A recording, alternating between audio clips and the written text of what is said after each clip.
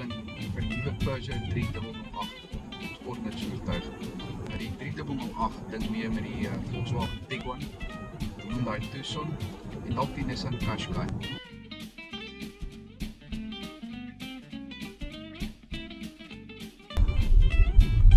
Wat baie interessant is van die Peugeot 3008 is dat hy voorwiel aangedrewe is, terwyl dit 'n sportnutsvoertuig is.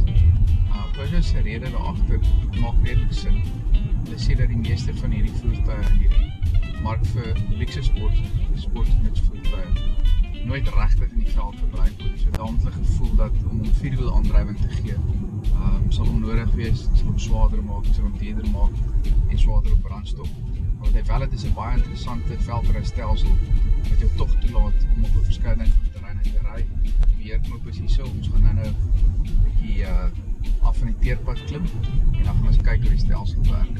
It allows the car to go slower than the minimum usual speed of an HDC, which is 7 km per hour. So with this function, we can go until 3 km per hour. Of course, if you find it is too slow, you can still accelerate a bit.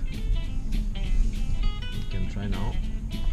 Put on the accelerator. Yeah, on the accelerator. And there we go. And the car will accelerate. Ja.